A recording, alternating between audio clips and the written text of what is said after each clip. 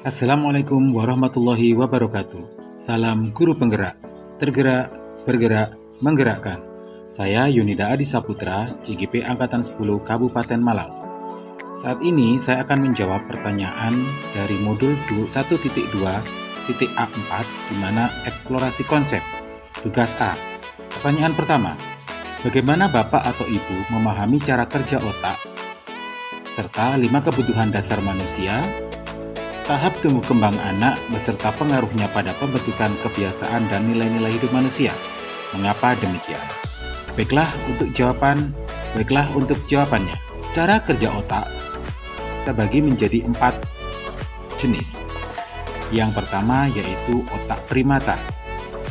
Kemudian ada otak reptil atau batang otak. Selanjutnya ada otak mamalia atau bisa disebut dengan sistem limbik. Kemudian juga ada otak luhur. Sistem berpikir manusia juga dibagi menjadi 2. Yang pertama adalah sistem berpikir cepat. Sistem berpikir cepat ini melibatkan otak mamalia yaitu sistem limbik dan otak reptil atau batang otak. Karena pada dasarnya sifat alami dari sistem berpikir cepat ini berusaha ingin memberikan efisiensi energi dalam berpikir. Jika kita mengibaratkan sebuah eskalator, maka sistem berpikir cepat ini dapat diartikan adalah seseorang yang sedang menaiki eskalator dengan posisi eskalator tersebut juga naik atau satu arah. Kemudian yang kedua adalah sistem berpikir lambat. Sistem berpikir lambat ini melibatkan otak luhur dan otak primata. Jadi otak ini berpikir secara lambat. Artinya, berpikir lambat tersebut mampu berpikir secara kompleks.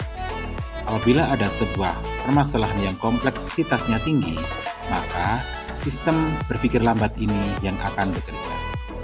Karena dalam bekerjanya, sistem berpikir lambat ini menghabiskan banyak energi. Apabila dalam sebuah eskalator dapat kita gambarkan, ada tangga yang arahnya ke bawah dan dinaiki orang yang sedang naik ke atas. Artinya, apabila orang tersebut berhenti, maka dia akan mengikuti arah tangga tersebut. 5 kebutuhan dasar manusia. Yang pertama adalah bertahan hidup.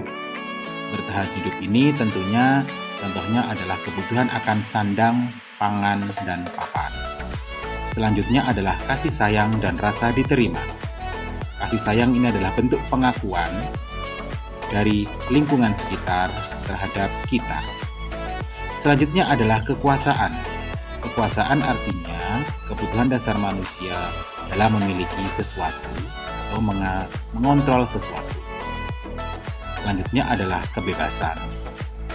Salah satu kebutuhan dasar manusia adalah kebebasan, di mana manusia juga perlu merasa bebas tanpa ada kekangan dari manapun. Yang terakhir dari kebutuhan manusia adalah kesenangan. Tentunya, kesenangan ini adalah salah satu kebutuhan psikologis manusia yang memerlukan kesenangan sebagai bentuk apresiasi diri. Selanjutnya, tahap tumbuh kembang anak berdasarkan Ki Hajar Dewantoro. Ki Hajar Dewantoro memberikan sebuah pemahaman tumbuh kembang anak berdasarkan usia, yaitu dalam bentuk windu atau 8 tahun. Yang pertama, wiraga. Wiraga adalah golongan anak berusia 0-8 tahun, di mana dalam tahap ini perkembangan indera sangat diperhatikan dan berkembang dengan pesat.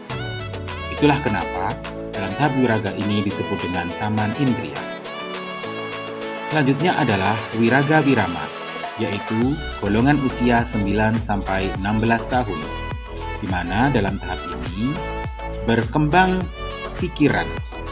Perkembangannya adalah seirama dengan sesama. Artinya, di sini tahap ingin menyerupai orang lain. Bisa jadi sebagai public figure, ataupun artis, ataupun sosok yang mereka idolakan. Tahap ini biasanya juga disebut dengan tahap remaja awal. Selanjutnya yang terakhir yaitu wirama. Usia wirama ini adalah 17-24 tahun. Dalam usia ini, mereka mengelola potensi yang mereka miliki.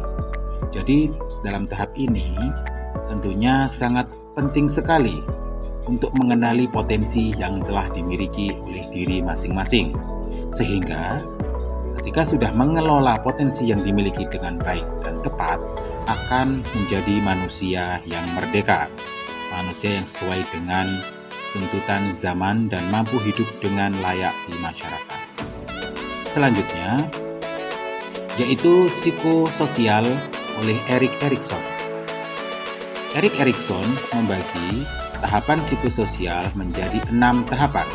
Yang pertama adalah usia 0 sampai 1,5 tahun, di mana di sini adalah harapan, kepercayaan dan tidak kepercayaan. Artinya di usia ini anak-anak dibangun rasa percaya dan tidak percayanya terhadap lingkungan sekitar, baik itu kepada ibu atau lingkungan sekitar.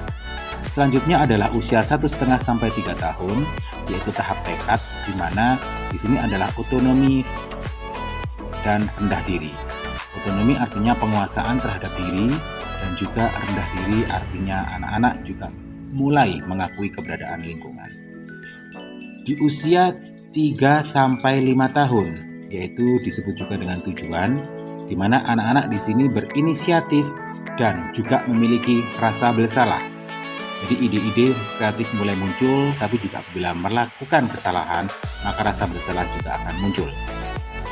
Usia 5 sampai 12 tahun disebut dengan kompeten, di mana produktivitas dari anak usia 5 sampai 12 tahun sangatlah tinggi.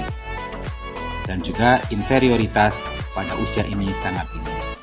Usia 12 sampai dengan 18 tahun disebut dengan loyalitas, di mana identitas dan kebingungan peran dialami pada anak usia remaja ini. Disinilah peran dari lingkungan sangat penting untuk menuntun anak menemukan identitasnya, sehingga peran dia sebagai manusia dapat diarahkan dengan benar dan sesuai kodrat alam dan kodrat zaman anak. Selanjutnya yaitu usia 18-40 tahun atau cinta merupakan keintiman dan isolasi, di mana di usia ini seseorang menjadi pribadi yang matang dan menemukan passion atau keintiman dengan apa yang ia temui. Dia juga sudah terisolasi, artinya juga sudah menemukan kenyamanan dengan dirinya. Kesimpulan dari pertanyaan nomor 1 adalah, anak atau pendidik mampu memaksimalkan bagaimana cara berpikir otak anak dalam memberikan respon akan suatu hal yang sesuai dengan perkembangan jiwa dan psikologinya. Maka, proses perkembangan anak akan membentuk karakter positif sepanjang hidup dan membuat diri anak menyadari nilai dirinya sebagai manusia, individu maupun sebagai anggota masyarakat. Ketika semua aspek ini dapat terwujud, maka anak dapat memiliki nilai-nilai itu dan untuk bekal di masa depan dalam mewujudkan dimensi profil pelajar Pancasila. Untuk pertanyaan kedua, menurut Bapak atau Ibu, nilai-nilai apa yang perlu dikuatkan sebagai guru penggerak? Mengapa demikian? Untuk menjawab pertanyaan nomor 2, marilah kita simak tayangan berikut ini. Nilai penting dalam diri seorang guru penggerak antara lain yang pertama adalah mandiri, yaitu kemampuan untuk mendorong diri sendiri selalu berinisiatif melakukan perubahan bermakna. Kemudian yang kedua, reflektif, artinya introspeksi diri, memaknai segala hal kegiatan yang telah dilakukan dan dijadikan bahan evaluasi untuk menjadi lebih baik. Yang ketiga adalah kolaboratif. Seorang guru penggerak harus mampu bekerja sama dan membangun hubungan dengan rekan maupun pemangku kepentingan sehingga akan mencapai tujuan bersama. Selanjutnya yaitu inovatif, di mana seorang guru penggerak mampu senantiasa memunculkan gagasan-gagasan baru dan tepat guna terkait situasi tertentu ataupun permasalahan tertentu sehingga mampu untuk memanfaatkan peluang yang ada di sekitarnya untuk menguatkan pembelajaran murid. Selanjutnya, nilai yang terakhir adalah berpihak pada murid. Seorang guru penggerak selalu bergerak dengan mengutamakan kepentingan perkembangan murid. Sebagai guru penggerak yang memiliki nilai-nilai tersebut, kita harus mulai melakukan aktivitas untuk membuat proses belajar menjadi lebih baik, sehingga semua keputusan berada pada pembelajaran murid itu lebih didahulukan. lakukan kepada diri kita. Demikian tadi 2 pertanyaan penjabaran dari tugas A. Saya mohon maaf apabila ada kekeliruan. Saya Yunida Adi Saputra, CGP Angkatan 10, mengucapkan terima kasih yang sebesar-besarnya. Wassalamualaikum warahmatullahi wabarakatuh. Salam Guru Penggerak, tergerak, bergerak, menggerakkan.